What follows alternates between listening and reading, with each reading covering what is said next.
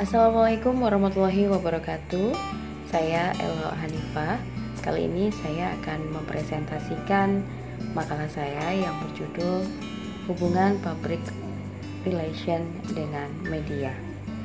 Public Relation atau media ini yang pasti tidak dapat dipisahkan satu sama lain. Keduanya ini saling membutuhkan, yang pastinya nantinya akan bisa membentuk sinergi yang positif. Public relation itu sendiri ini yang pasti menjadi sumber berita terupdate tentunya bagi pers. Sedangkan pers sendiri ini menjadi sarana publisitas atau sarana publisitas bagi public relation, tentunya dengan tujuan agar nantinya perusahaan atau organisasi ini lebih dikenal oleh publik ataupun masyarakat. Kemudian yang pasti public relation itu sendiri itu merupakan aktivitas yang dilakukan oleh seorang public relation yang tentunya berhubungan dengan media massa. Dalam hal ini adalah kegiatan publikasi perusahaan. Media relation ini sangat penting sekali dilakukan bagi seorang public relation karena yang pasti tujuan utamanya ini adalah untuk reputasi perusahaan, seperti itu. Jadi kemudian juga yang perlu diketahui sebenarnya bagaimana sih juga peranan media massa dalam pekerjaan seorang public relation. Di sini media juga akan membantu humas untuk bisa melakukan tugasnya dengan baik, di mana tugas utamanya humas ini adalah harus bisa menciptakan citra positif bagi perusahaan ataupun organisasi.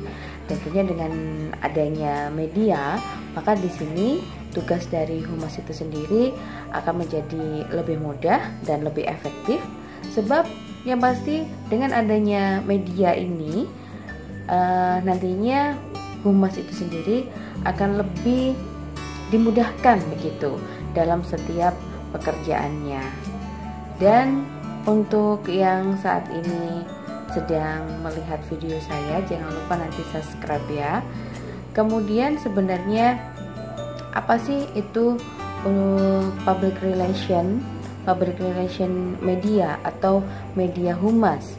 Nah, ini merupakan segala bentuk media atau yang bisa dikatakan sarana ataupun saluran atau dengan kata lain channel yang digunakan oleh praktisi humas dalam pekerjaannya.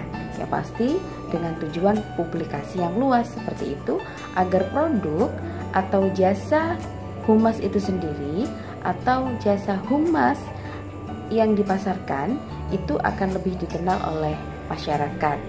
Kemudian media humas ini bersifat lebih kepada publikasi dan juga kepada komunikasi.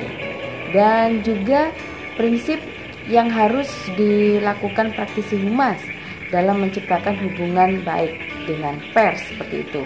Ya pasti di sini harus bisa membina ataupun menjaga hubungan pers yang positif. Sikap saling menghargai antara kedua belah pihak yang tentunya saling pengertian tentang perannya, fungsinya, kemudian juga kewajiban ataupun tugas sesuai dengan etika dan profesinya masing-masing. Yang tentunya di sini saling mempercayai akan peran untuk kepentingan bersama dan tidak untuk kepentingan sebelah pihak. Nah, seperti itu.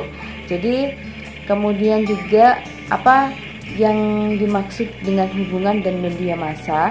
Nah, di sini hubungan media ini banyak dikaitkan dengan konteks seperti pemberitaan yang tidak berbayar atau publisitas ya, publisitas positif, begitu maksud saya. Misalnya kita ambil contoh, sebagai contoh ini pemanfaatan media massa untuk kepentingan organisasi dan publisitas positif adalah misalnya saja liputan tentang berita saat fraksi dari PDI Perjuangan seperti itu. Pada saat itu, saat fraksi PDI Perjuangan DPR itu mengembalikan total uang insentif legislasi sebesar 3,4 miliar rupiah seperti itu. Jadi itu hanya sebatas contoh-contoh saja bagaimana pemanfaatan media massa ini untuk kepentingan organisasi yang sifatnya positif gitu, agar bisa dikenal dan diketahui oleh masyarakat seperti itu. Jadi untuk jenis-jenis media humas itu ada beberapa, contohnya seperti ada media cetak atau surat kabar, koran, tabloid, majalah seperti itu. Kemudian juga ada media penyiaran seperti ada radio, kemudian televisi, juga ada media cyber. Media cyber ini bisa seperti situs berita atau media pers online seperti itu. Baik, itu tadi presentasi dari saya, kurang lebihnya mohon maaf. Terima kasih atas perhatiannya. Wassalamualaikum warahmatullahi wabarakatuh.